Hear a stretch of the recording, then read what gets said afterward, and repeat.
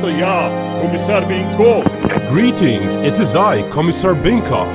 What would happen if Russia and USA met in an artificial arena island where their land masses are next to each other?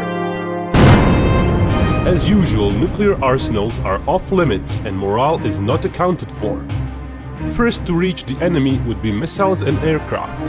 Russia has fewer cruise missiles and their firing platforms. Some do have longer reach though.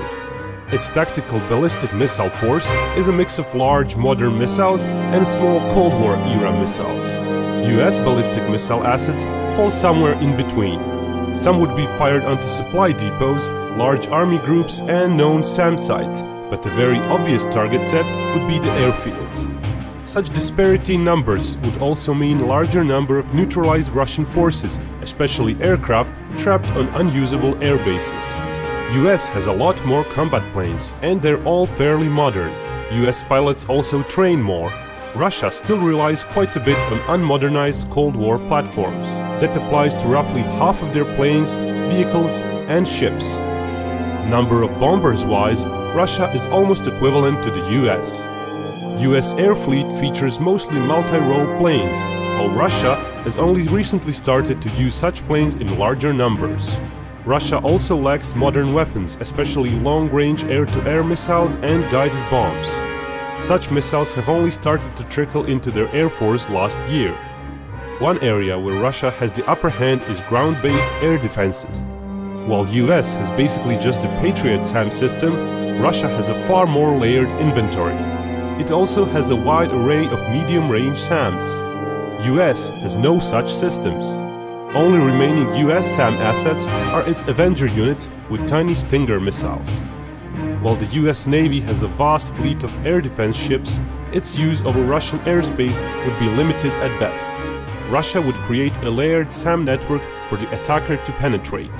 Performing deep strikes would be very costly for the US. Stealth strike planes should do somewhat better in such environment, but there aren't many of them. Leftover Russian Air Force would most likely choose to fall back on its air bases away from the front line and intercept or harass the incoming enemy strike sorties. Still, even attacks over the front line would favor the US, given the disparity in numbers and quality of air forces.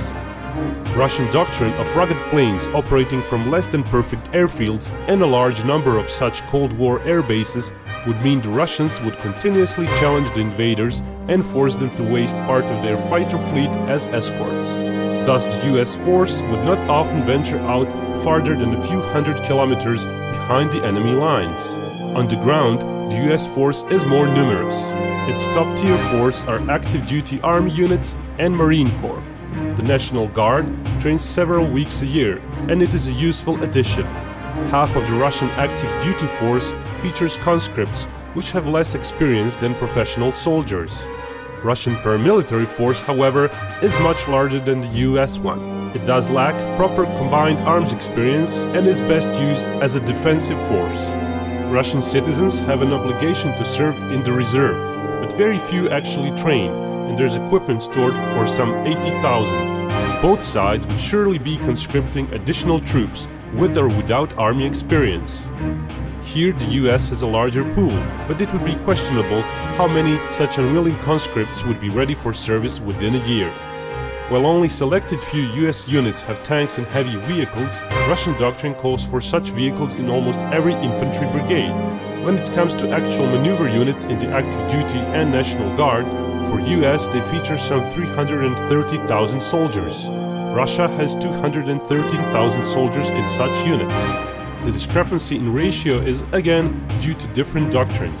Russian units are firepower heavy and don't carry a lot of support with them. They're expected to operate inside or close to Russia, mostly in defensive operations or counterattack ops.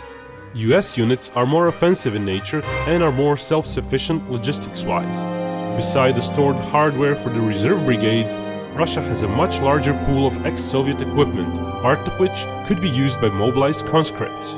It is questionable, though, how much of it could be put into proper service.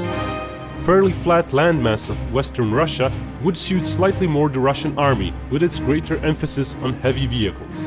But it would also mean more problems for Russian air defenses and favor the strong suit of US surveillance, blocking the armored counterattacks. Mostly safe from enemy airstrikes, numerically superior US forces would set the initiative. They would slowly and methodically erode defenses. What they may lack in firepower, they would cover for with better situational awareness, more air power support, and greater mobility. The cost, however, would include considerable losses. US has many more attack and transport helicopters and a much larger transport plane capacity. It could swiftly relocate more of its troops where they are needed and support larger formations behind enemy lines. Navy-wise, a conflict in the open seas would be a disaster for Russia. Its fleet is many times smaller and fairly old. Russia would stick to its coast. It would use its more numerous coastal assets. It could use its conventional submarines more efficiently, as well as use mines and land-based coastal missile batteries. Still, it would be just a matter of months before US landing fleet could seek additional points of entry onto Russian soil. It might mean more Russian troops tied to defense of the rear regions, instead of defending against the main US assault. Another important area of comparison would be the intelligence gathering capabilities. The US has a large advantage in the satellite inventory.